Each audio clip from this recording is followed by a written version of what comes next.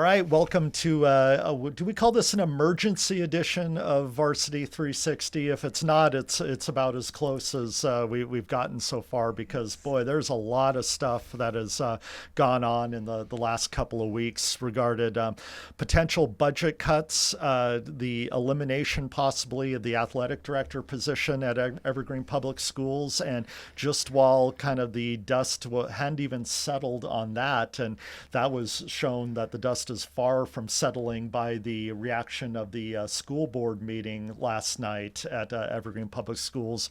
We get word that potential game-changing cuts might be coming to athletics at Washougal and Woodland. So we're here to talk about kind of what all that means, how we got here, what the potential impact to student athletes might be, and even we can take this beyond sports, as so many of the commenters at the Evergreen Public Schools board meeting did last night, with talking about the cuts to that will affect at-risk kids.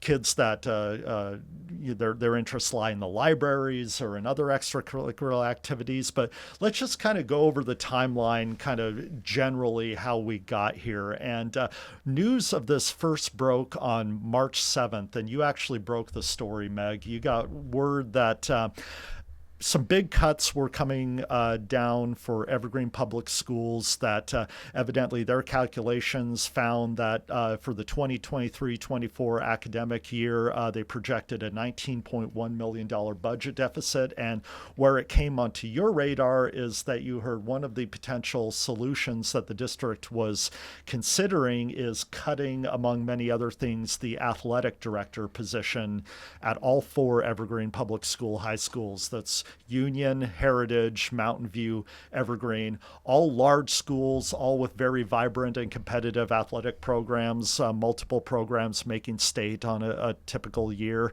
And so just kind of tell me about what you learned on that day and kind of the initial reaction.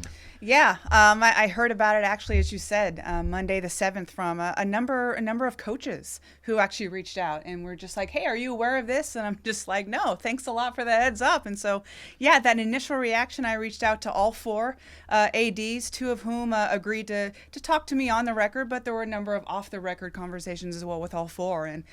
And no surprise, it was a level of shock, disappointment, anger, and some even described it as feeling used and betrayed. If you remember, this time a year ago, all of this push was about the Evergreen levy, having it failed the first time February of 2022, and athletic directors and middle school sports were on the chopping block for the second go around. And so for 4, 5, 6 weeks last spring, all we heard is about getting out, making sure people understand the vote, vote yes, get the word out, going door to door, sign holders and whatnot. So the vote passes, the levy is good for another 3 years, and all of a sudden 10 months later, we're right back to where we started. So I couldn't get a real good answer from the district when I asked why ADs were targeted for a second time in 10 months. But it's just like a what is going on moment right now. And we're still kind of feeling that now. We're a week plus into this. Well, I think you said a word that I think stands out to me in the reaction, and that's surprise and shock and frustration, because the sentiment I heard with a lot of the folks who spoke at the board meeting last night was, hey, we thought you came to us, saying we needed this money last year, and we thought we were good. We thought we were in the clear, and now here we are back at having to make all these cuts that you said if we passed this levy that we were going to be able to avoid and stave off, and so. Why do you think, how did we end up right back here? Yeah, so something that Superintendent John Boyd mentioned at Tuesday's meeting before the recommendations that he presented, and he actually addressed the audience, which was a jam-packed boardroom. 60 plus speakers signed up to speak. Not all of them did, but he addressed for about 4 or 5 minutes about, look, we are an underfunded district. And he actually challenged a lot of the folks in the room to go to your state legislatures, because this is a problem not only just in the Evergreen district, but this is something that we are seeing on a statewide level. Now that we're seeing a drop in enrollment coming out of COVID, and districts are no longer receiving the state and federal funding from the COVID relief. And so there's a lot of dollars that are no longer available that there would be. So yes, his big message was we are currently underfunded, as we now know, with $19.1 million for next school year. And so he really challenged folks to just get out and get the word out to the state legislatures about how school districts need more funding. Well, and before we get into the weeds on kind of what this could mean for athletics and what that could look like at those 4 high schools without a person in the athletic director position, I want to acknowledge the frustrations that were voiced by many people last night related to cuts beyond athletics. And what I've heard in a lot of those frustrations was a feeling of a disconnect between what the district is saying they're trying to accomplish with these cuts and more or less trying to avoid with these cuts, and then what you see when you look at the list of positions and areas that are being cut. Right. It was brought up over and over again that, hey, you said you wanted to minimize the impact on students with these cuts, and you wanted to do it through a lens of equity and diversity. But then you look at some of, beyond the ADs, they're proposing to cut 3.3 at-risk advocates, that 3.3 FTE, full-time employment, at-risk advocates at the secondary school levels, 4.4 at-risk advocates in the high schools. You're talking about teacher librarians, losing 5 of those, paraeducators, 11 of those in the special education department at high schools. So a point that was made over and over is you are targeting the people that are at the front lines dealing with some of the most vulnerable students in the district. And how can you tell us in one side, that you're trying to isolate the students from these cuts, and then we see what positions are being targeted. It's like these are some of the people really in the schools working with students who come from situations where they need that resource and that help within their school. Yeah, I think there's a media specialist who spoke Tuesday night very vocally, very passionately about central district office folks really aren't in the buildings, right? If they are, they're having their one-on-ones with their building principals. And so you're right. There was a number of people who pretty much targeted Superintendent John Boyd last night, or even just a number of suits that were present at the meeting, right? Think of how many high 6-figure salaries that are at that district office, starting with Superintendent Boyd. So what I also appreciated from last night's meeting was the overall representation. You had parents speaking. You had folks whose jobs were plan on being cut, including AD Christian Swain from Evergreen, who spoke. And you also had student athletes advocating for why it's important to have athletic directors. So I think it was a well-attended meeting. And you got to remember, too, we all figured it was going to be jam-packed. And that's what you want, because that shows that people are passionate, right? I mean, we've all seen AD meetings, or school board meetings where, 7 people are in the audience, right? And so this shows that people care and the community cares, and they're very upset and frustrated with these proposed cuts. I thought one of the moments in the hearing last night, the public comment section, that really resonated with me is when Kyle Chen led a group of about a half a dozen Mountain View football players. And for those of you who don't follow high school football closely, Kyle Chen was one of the best players in the area this last high school football season. He is committed to play for Air Force, realizing a dream of playing Division I football. And he also he spoke with us about it, talked about how one of the things he really takes pride in is being a Chinese American, and being a Chinese American athlete in particular, a group that isn't particularly well represented, especially in football. And so he spoke for probably about 3 minutes was how much each was given.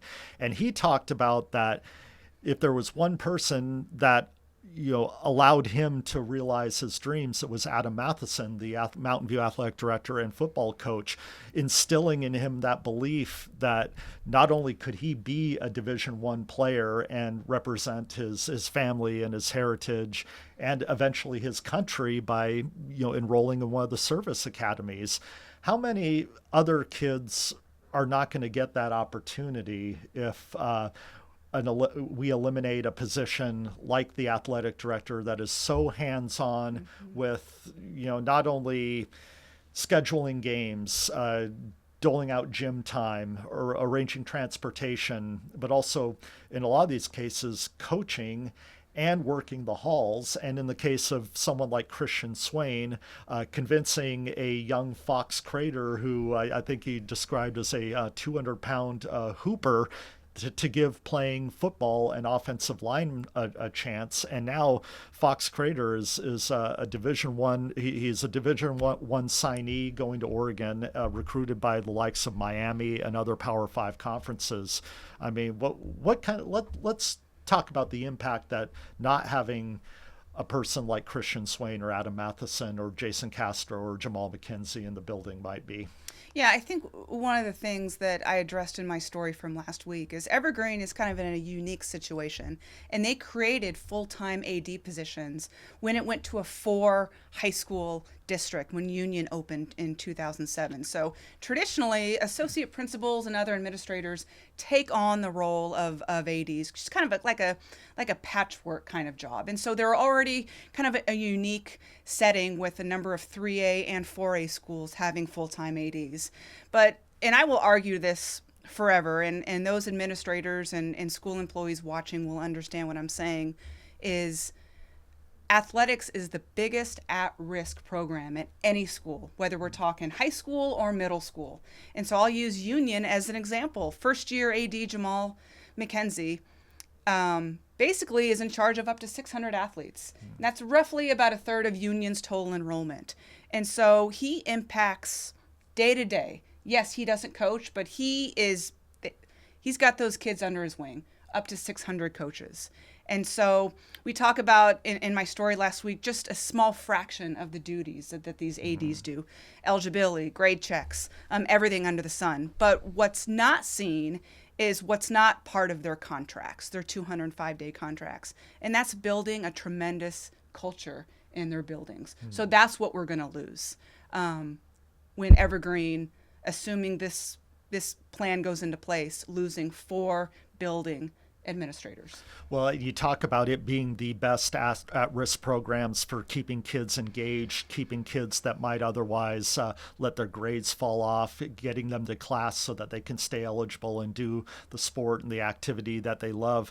One of the things that the district keeps citing in their need for cuts is falling enrollment. How many kids do you think stay in school? And you don't have to give a specific number, but I imagine there's quite a significant amount of kids who end up not dropping out because of sports or because of extracurricular Right. activities. There's so many kids that I've just known over the years, 10, 15 years, who the best part of their day is going to football practice or basketball or tennis, golf, whatever, you name the sport, that's what it is. Or even extracurricular clubs and activities, Knowledge Bowl, DECA, stuff like that. So that's what's keeping these kids engaged. For some of them, I mean, this is their lifeline for why they go to school. Well, and it becomes a socioeconomic issue, and they keep harping about equity and everything like that. This isn't going to impact the upper class kid who wants to be a D1 athlete and whose families can afford thousands of dollars to enroll in an AAU basketball team or a club volleyball team or a travel softball team or a soccer team. This impacts the families and the kids who don't have those resources. Correct. And who could still make something of an athletic career, and whether it's a college scholarship or whether it's staying in school and setting themselves up for a better life afterwards.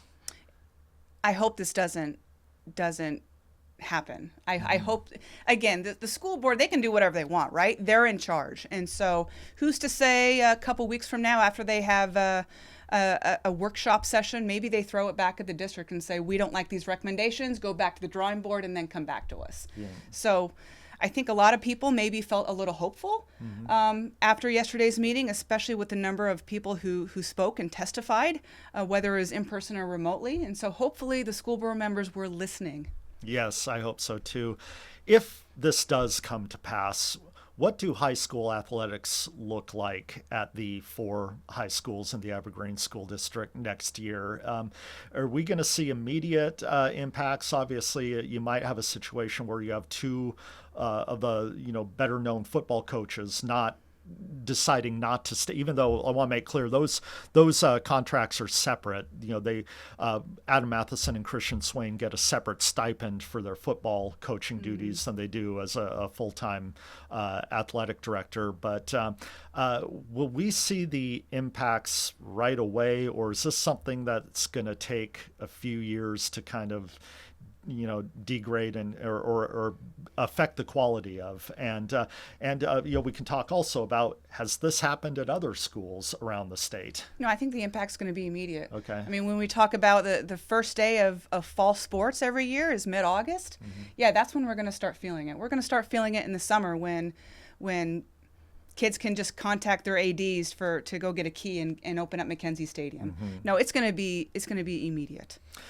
One of the solutions that we asked the question, and we still, I don't think, have a clear answer on how those AD duties are going to be covered. And you touched on it a bit ago, just how much these people are responsible for in the coordination of who's getting on the field and when practices are going to happen and when games are going to be rescheduled. But if one of the things I think a commenter at the board meeting said was, you really have to have someone who is passionate about high school athletics and these sports. And if you're going to have someone else in the building who maybe isn't a sports person, that doesn't really feel it in their bones, take over these duties, how is that going to, the duty might still get done, but is it going to be done to the same degree of, attention to detail that, say, a full-time AD would do? And I believe one speaker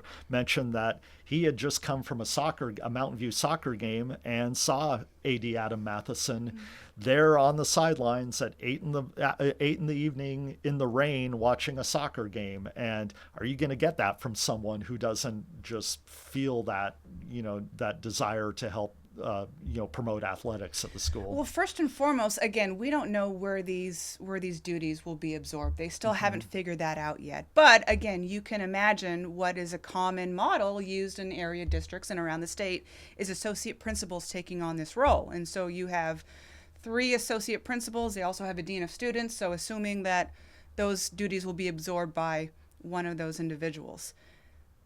But that is their job first. The AD job is second. Jason Castro, when he and I spoke, before he came to Heritage, he was for 5 years the associate principal and AD at Prairie. Yeah. He said it took him 3 years to figure out the job. 3 years, and basically, assuming this happens, you're going to basically have to hit the ground running if you're at Mountain View, Union, Evergreen, or Heritage, and assuming these duties. Being an AD is a very specialized job, and it's also very unique. So associate principals, that's their main job first, and then they have additional AD duties. Has any other school around the state of Washington, especially a big school, tried this? And if so, how did it work out? Yeah, so 4 years ago, South Kitsap High School, which at the time was the largest high school in the state, about 2,800 students. Same deal as Evergreen. Budget cuts, they needed to reduce staff. They decided we can do without an AD. That lasted 2 years officially. They ended up having the dean of students tackle the AD duties and realized 2 years ago, hey, this really isn't working. And so just last school year, they ended up hiring an athletic director who not only oversees South Kitsap High School, but also the district's 3 middle schools. So you can kind of compare and contrast how that works, but take a look at South Kitsap if you want a recent example of how well it works. Yeah, I remember, I think back when I got into the sports writing business, it was in the late 1990s, early 2000s. South Kitsap, especially in football, was a statewide powerhouse, multiple state championships often, several wrestlers competing for state titles, just success across the board. And then something happened, and it's kind of fallen on hard times athletics wise up there. So I hope that doesn't portend something that we could see down here. Yeah. When you talk about athletics, football especially, I mean, it was such a powerhouse, especially in the 90s. Constant state quarterfinal, semifinal appearances. And it has been a real struggle for them up there. And it's amazing to see how a school with so many students just really struggles in the win-loss column, and even struggling to be competitive when it comes to football. Well, right as we were trying to kind of figure out what the heck's going on at Evergreen and grappling with the possibility that those programs for high school athletics could change drastically without an AD, we get word that two of the other school districts in our area are threatening big cuts to extracurricular activities and especially athletics if their replacement levies aren't approved by voters coming up in the next few months. Let's tackle Washougal first, because that's maybe the most drastic one. Yeah. So the district, according to a story we had in the Camas Washougal Post Record, the district is preparing, if they do not, this would be for the 23-24 school year. If the replacement levy isn't approved, they are preparing to remove 40 teachers, counselors, and certified staff members, 44 paraeducators, custodians, bus drivers, secretaries, other classified staff members, 5 district administrators, and 155 coaches. What they're basically saying is, we're not going to do high school sports. Yes, I did confirm that with the district as well as the superintendent this week. That was the biggest bombshell. I mean, here we are talking about the 4 ADs losing their positions potentially, and that was the big news. And all of a sudden, we're going to have a Class 2A high school without potentially athletics, and that goes to their 2 middle schools in the district as well. So again, if that levy is not passed by voters on April 25th, there will be 0 sports in Washougal schools starting in August. Before I get into what are they doing and why are they doing, I want to play devil's advocate a little bit here. The cynic might say, well, this is just a scare tactic. Sure. The district obviously wants the replacement levy to be approved because more money that and just to be clear, this isn't a new levy. This Correct. is to replace taxes that are already being paid and need to be renewed. Obviously, the school district wants that to happen so they can fund their programs, so they can do the best for kids. But is it possible that sports are kind of being put out front and these draconian cuts being advertised in a way to kind of scare up awareness and voters into that, or is this a real threat? Well, it's not so much a scare tactic, I think, but it's just sports drives the bus, right? Yeah. And so anytime athletics comes to the forefront as being cut, that I feel like that gets people's attention. Mm-hmm. And so you have to remember, athletics are 100% funded by levy dollars. No levy, no sports. Yeah. That's how it works. So, but I have never heard in my 15-year career of a district, I don't want to say if you call it a threat, but put it out there for voters. Right. No sports whatsoever. I mean, we've seen double levy failures happen in the past, and yet somehow sports are not impacted. There's cuts absorbed elsewhere. Right. But to take away sports in a community that is very passionate about its Panthers, state championships in basketball, girls basketball, their football team made it to the state playoffs this last year. They have one of the best quarterbacks in the state, Holden B. It seems that what we normally hear in a situation like this is if this vote fails, maybe we trim the number of teams we offer. We cut A program, we cut C teams, we cut transportation dollars. But to just throw the entire athletics department out with the bathwater in this round of cuts, that's as draconian as I can remember in 25 years of paying attention to high school sports in the state of Washington. And I could not think, I was asking a couple other people, can they remember any school in the state of Washington that has cut athletics? And aside from the occasional very small school, whether it's a small Christian academy or just a baby B school where athletics, they just don't have the numbers to sustain it. We're talking about a 2A school that is right in league with many of the other schools in Southwest Washington. So if athletics aren't safe there, are they safe anywhere? No, of course they're not safe anywhere. Again, athletics and all extracurricular activities are funded by levy dollars. So, I mean, the thing is, like, you want nice things, vote for your levy. That's what it is. So the state pays for the basic minimum education. So you want nice things, vote for your levy. Yeah. Another thing that people are there's an Olympia component to this, isn't there? And I imagine one of the main messages of the Evergreen Public Schools hearing was, don't just let this energy, end in this room. Right. What can be done as far as up in Olympia to make this not such a year to year thing where we could be back here, even if the levies do pass, we could be back here in 2 or 3 years having the exact same conversation. What can be done? I know there's House bills going on right now, especially when it comes to funding special education. So like I stated earlier, I mean, there was a lot of talk from Superintendent John Boyd last night about, hey, I understand you're frustrated. We're frustrated too. We don't want to be an underfunded district, but I feel like our hands are tied. And so take your voice, go up to Olympia, speak during public comment when it comes to the hearings and whatnot. And so that's that initial first step. Yeah. Well, like we had mentioned, it's not just, we didn't just get news of Washougal this week that there might be huge impactful cuts happening. Then Woodland says they will have to make $3 million in cuts if their replacement levy fails in an April election. And these don't go as far as Washougal is threatening as far as extracurricular activities, but they still go pretty darn far. Among the proposed cuts to athletic programs would be the elimination of all C teams. So you would only have varsity and JV programs in the school. You'd eliminate all middle school athletics. We've seen in other districts, namely Battleground, which when there's no middle school athletics, that means usually their high school programs are starting way behind other high schools in the area. But a big one, it would eliminate transportation for athletes.